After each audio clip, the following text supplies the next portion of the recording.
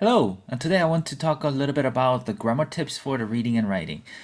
For TOEFL exam, a lot of students are really focused about the strategies and the new ways to find the questions answer very easily, and then memorizing the templates and expressions a lot for the writing. But it tends to be the grammar is a lot of times neglected. However, if you don't have a good grammar, then you're not going to pass the TOEFL exam, especially in the reading and the writing sections. So I want to mention some things about the sentence structure grammar tips so that you can think about if you are having a good grammar for your reading and writing. And if you are struggling with the grammar on the reading and writing, then probably you want to have a focus on these topics. So let's move on and talk about some grammar points. So these are the basic elements of the English sentences. You need to know about the clauses and you need to know about the phrases. That's the very basic elements of English sentences. So what's the difference between the two? The clauses are the group of words which can be a sentence. Now, it is pretty simple definition. What do you need that you can make a sentence is a subject, verb, and sometimes object. Object is not always necessary. If the verb is transitive, then you need an object, but if your verb is intransitive, then you don't need an object. So here's an example. So you, subject, will pass verb. The exam is an object. Soon is just an adverb. So this is one clause. It is pretty easy to recognize, but then you should be able to know what is a subject, verb, and object of any English sentence that you write or you read in order to completely understand what is the main message of the sentence. The second part of the basic element is a phrase, a group of words which cannot be a sentence. So in the phrases, you do not have a subject or verb. So you normally don't have a verb, and you don't have a verb, then you don't have a subject. So see if you have a verb or the subject that's connected to the verb in a clause or phrase. If you don't have a verb, then it is a phrase. If you do have a verb, then it is a clause. This is an example. With good grammar skills, you don't see any verb in here, then this is a phrase. And what comes after right here is the independent clause, the clause, subject, verb, and object. Okay, I just used the exactly same clause from the top and the ending.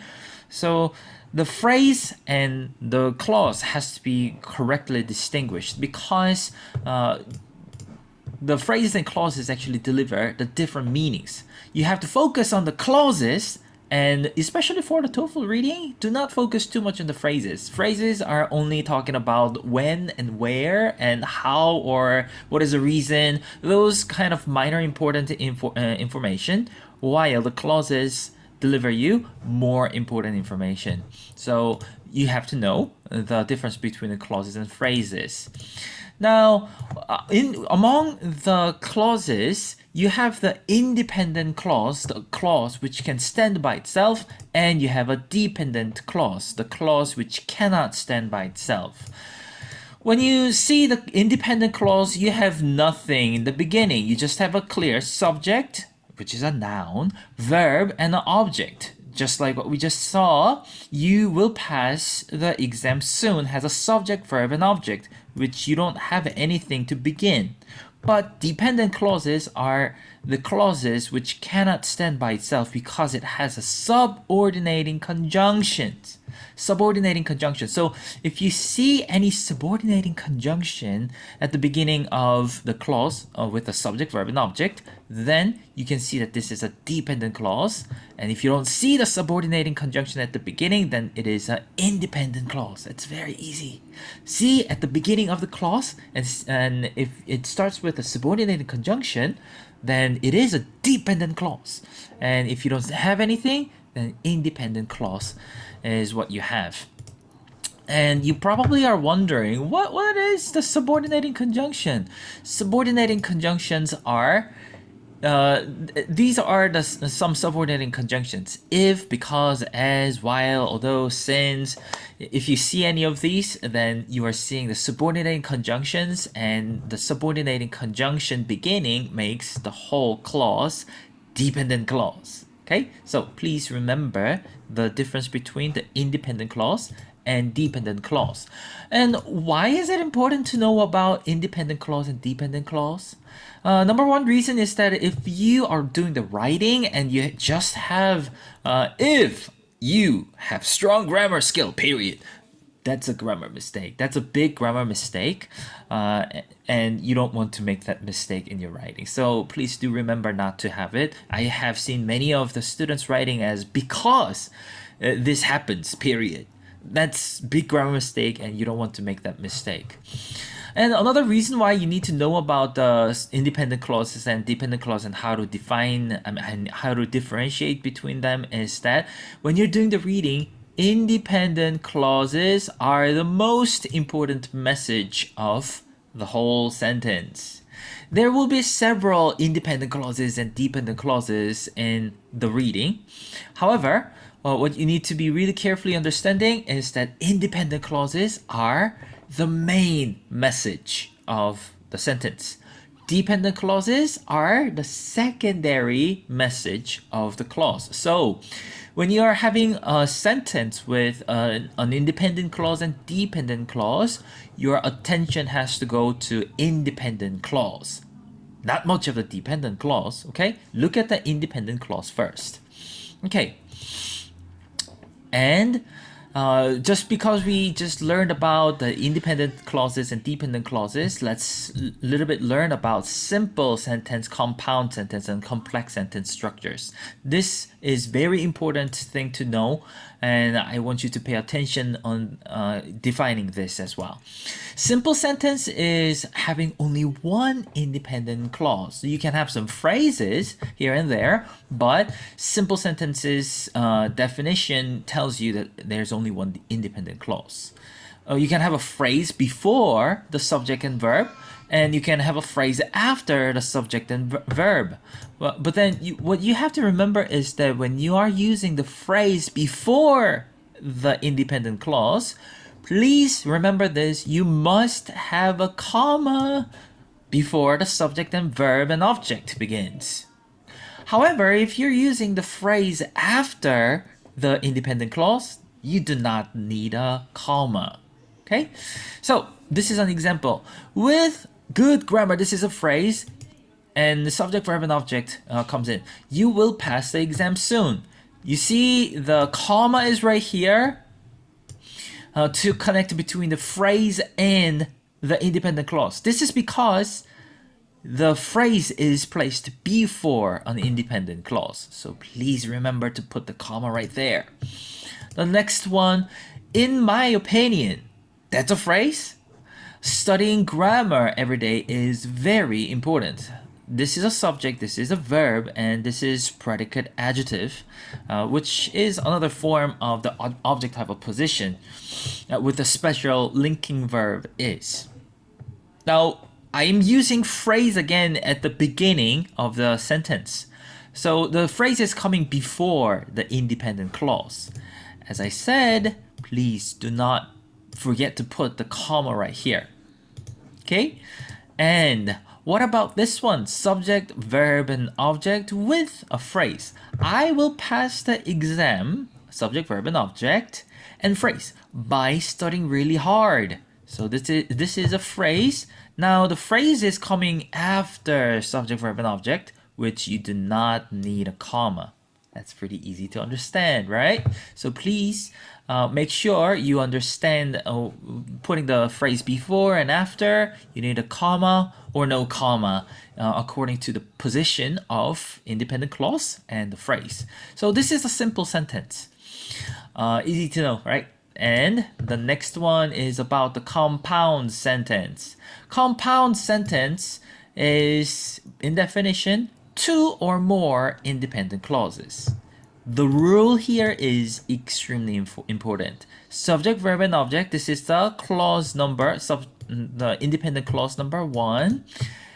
And you must have comma and, comma but, comma so, comma or, comma nor, comma yet, comma for, but then most common conjunctions are and, but, so please do not forget comma and, comma but, comma so. And then have a clause number 2. Okay, subject, verb, and object, connected by comma and, comma but, comma so. For example, you can have the sentence that looks like this, 2 independent clauses. I, subject, will study verb really hard, predicate adjective, comma, and I, subject, will pass verb, the exam, object, this time. This time is an adverb of telling the time. Okay, so 2 independent clauses. You must have the comma and to connect it. Okay, we can pass the exam very soon. Subject, verb, and object, comma, but we should study a lot. That's another way to say it.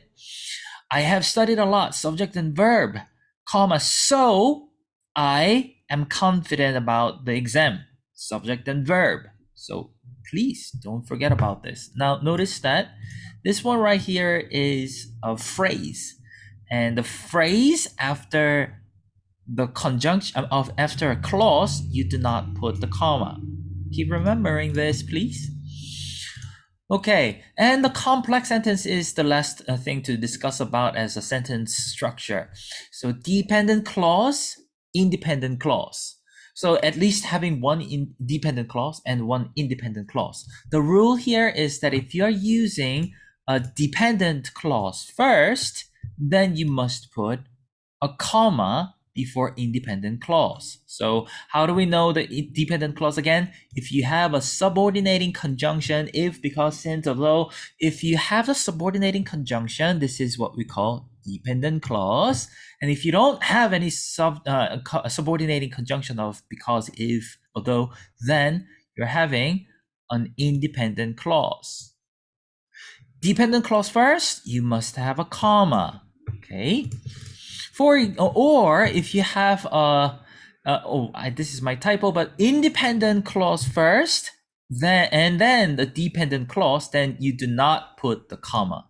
So this is independent clause first, and no comma and dependent clause. Okay. For example, let's see. Since is a subordinate conjunction, so this is dependent clause. Since, subject and verb, I have studied a lot, comma, I can pass the exam. This is dependent clause and independent clause complex sentence. How about the next sentence? I got a good score. Subject, verb, and object. No subordinating conjunction over here, which makes it this is an independent clause. Because is a subordinating conjunction, which makes from here to here dependent clause. Now, dependent clause after means no comma. So please remember about this. The comma rules are very important in terms of making the compound and complex and simple sentences. Independent clause first, no comma, but phrase or dependent clause first, yes, comma after.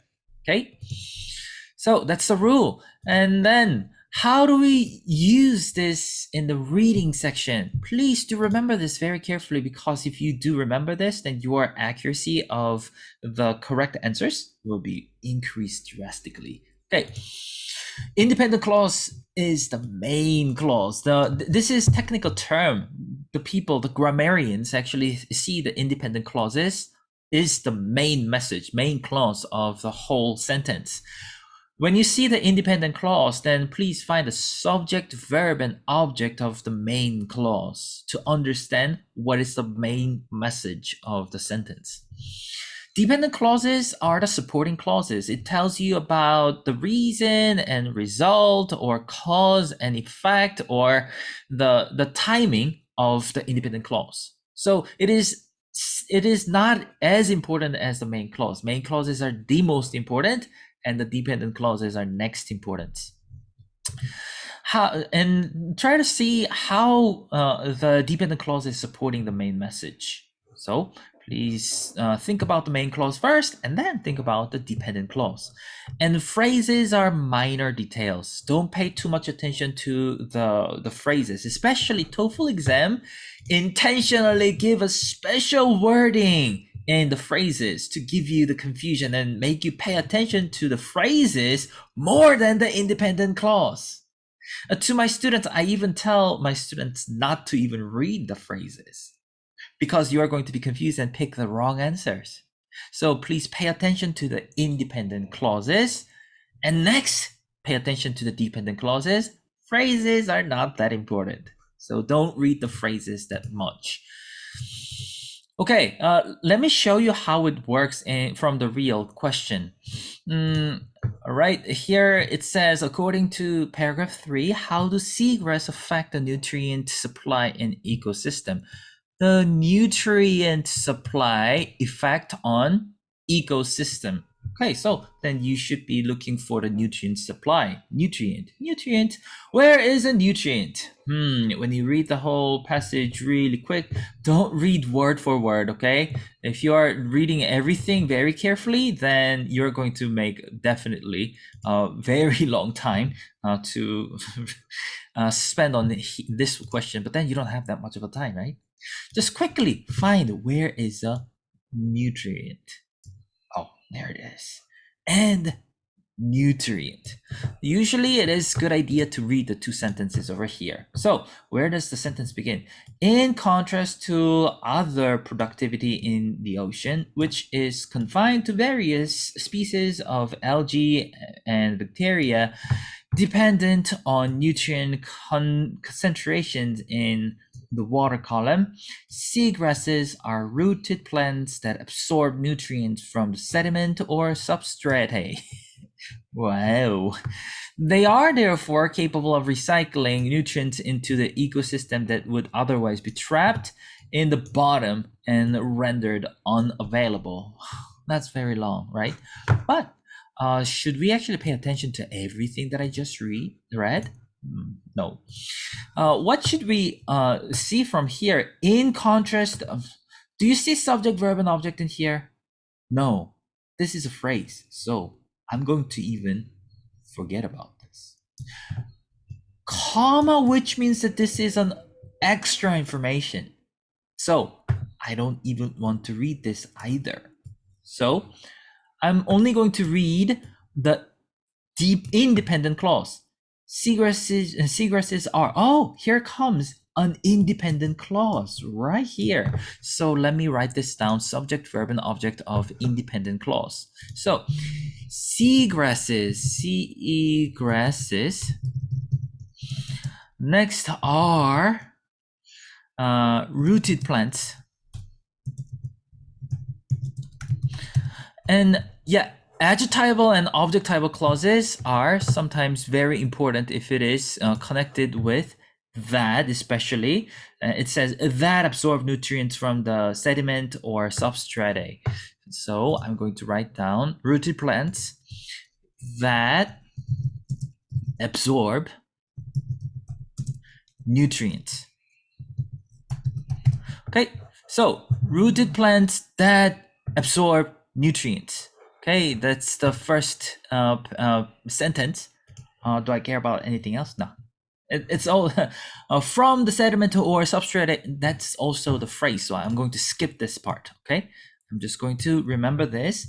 They are therefore the next sentence. They are seagrasses. They are the seagrasses, right? Seagrasses are capable of. The object is recycling nutrients. Recycling nutrients. Okay, so, and that's pretty much everything that you need to know about this whole thing. Okay, in terms of doing this, it is pretty easy to understand now about the two sentences. Okay, seagrasses absorb nutrients and recycle nutrients. That's what it is. Okay. Right. So which one talks about the seagrasses absorbs and recycles? Going once, going twice. Okay, because of high rate of the metabolism, they consume a large percentage of the available. Doesn't say anything about the recycling, right? They attract various species of algae and bacteria that produce high nutrients concentrations in the water column. Okay, this is exactly why I don't want you to read the phrases, because it always does this. Algae and bacteria, where are they mentioned? It's in the clause, which is an extra part, right? The extra information. It's not the main message. Algae and bacteria. So that's the reason why I'm not reading this, because I know that B is not the answer, because it doesn't say anything about recycling, absorbing, and is recycling the nutrient. So B, no. And that's B is the reason why I do not want you to read this part. Don't read this part. They take up carbon and other nutrient trapped on the sea bottom and bring them back into. Oh, okay, all right. Okay, look at this. Take up, absorb, take up, and bring back to use is recycling. That's exactly what it means by what we just read. So C will be the right answer. Okay, so notice the paraphrase. Take up is an absorb, and bring back into use is recycling. So do not pick the answer choices which you think it's similar in wording and everything, because it's not going to help you. Okay, the next one. Seagrass beds under the influence of strong currents tend to have many of the lighter particles, including seagrass debris, moved out, whereas beds in weak current areas accumulate lighter detrital material. Okay, including seagrass debris is the phrase. Okay, so you have only two clauses, and whereas is a comparison, so you probably want to read this part as well. Even though this is a dependent clause, it actually works pretty similar with importance. Okay, so what is the subject of the first clause? Seagrass beds under influence of strong currents. Seagrass bed in strong current. Verb tend to have many. Okay, and the object is particles, lighter particles. And moved out is moved out is the part of the whole thing, so I want you to include that as well. So if you can see this, the seagrass bed and the strong currents tend to have the lighter particles moved out. It's the first part of the clause. And whereas means that you need to also focus on the next part, saying that seagrasses, the bed in weak current, accumulate is a verb. Accumulate light material. Okay, what is this? Who cares? I don't know. I don't care. Okay, so that's what you need to see. Seagrass beds in strong currents compared with a weak current. Okay, let's look at this. Light particles and debris, light material, collect, accumulate in some seagrass beds, So the second part was mentioned here first. But whereas are washed out, moved out, affected by those particles in strong. Oh wow, it has everything. Yes. So this one must be the right answer. And if you see other answer choices, then it misses something. Seagrass beds under the influence of strong currents tend to accumulate. No, strong currents move out. Strong currents accumulate? No. Nope.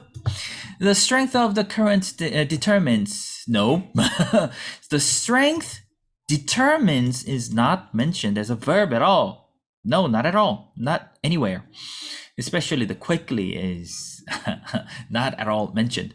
Seagrass debris and other light particles are often moved from to. Are you serious? From to is never also mentioned. So these all three answers are wrong because they have some grammatical problem. How do you know there's a grammatical problem or not? Just focus on the clauses subject, verb, and object. Subject, verb, and object. Okay, please. That's the very important part of this lesson.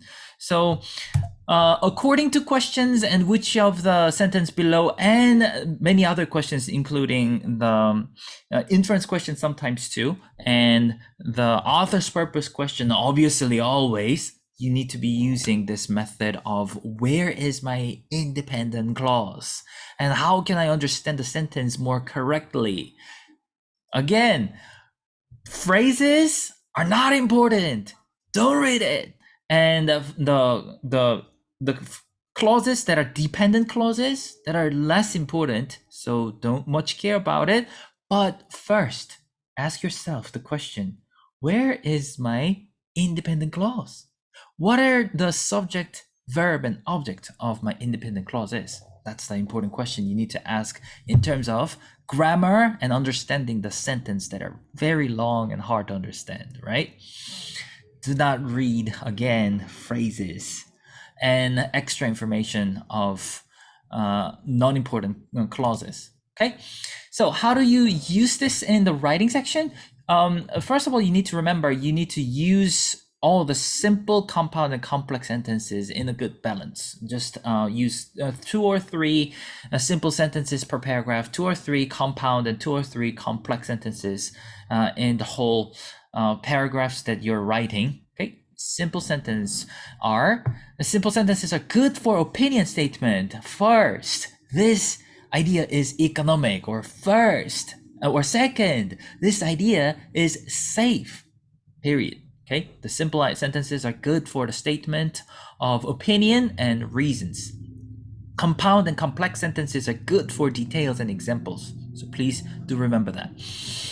Okay, and please be careful not to make serious grammar mistakes. Let me show you some of the serious grammar mistakes.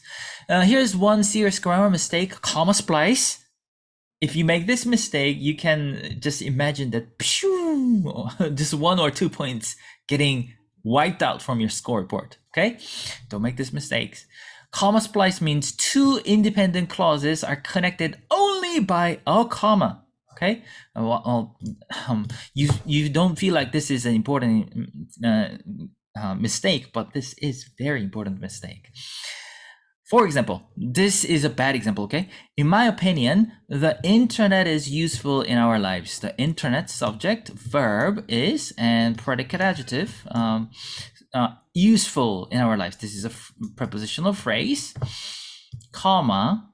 So this is an independent clause. I, subject, have verb, 2 reasons, object, to support my idea. This is infinitival phrase. And subject, verb, and object. Subject, verb, and object. They are both independent clauses. And to connect 2 independent clauses, if you just have a comma, this is a very big mistake. You must have and, but, or so. In this case, and will be the best fit. Okay. Let's see another example. Here's a bad example. Many people, subject, think, verb, that TV is harmful for children. This is an objectivable clause. I, subject, verb, think, TV is beneficial in many ways. Oh, of course, also this one is objectival clause as well. Now, this is an independent clause, and also this is an independent clause. Why? Because there isn't any subordinate conjunction over here. If you do this, this is a serious grammar mistake. You need to have a but, comma, and conjunction. That's very important. So you need to remember not to do this in your writing. Another thing, the 2 independent clauses are connected by nothing. I have a same sentence, and the internet subject, verb is useful, predicate adjective. The subject, I have a verb, two reasons, object, and you have nothing. This is what we call the fused sentence, which is also very serious grammar mistake. If you make this mistake, just imagine that you're having 1 or 2 points out and your score report will have lower score just because of that. I'm serious, just because of that. Be really careful about this. How do I know about this? Because when I was in college, if I had this mistake, then my A paper became B automatically. That's how serious this mistake is. It just simply doesn't make sense if you have a few sentence or comma splices. Another example, many people think that TV is harmful for the children. One clause, no connection at all, no comma, no but, no and.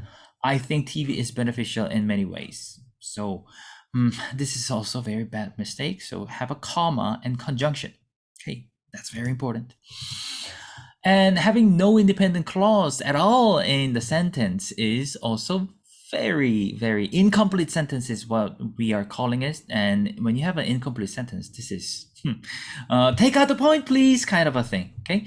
These days, most people spend a lot of time on the internet, period, because the internet is very convenient.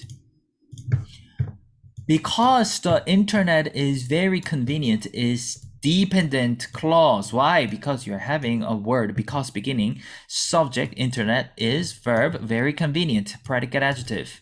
And when you have this, then you have to have another independent clause supporting this. But then you don't have it, then this is a serious grammar mistake called incomplete sentence.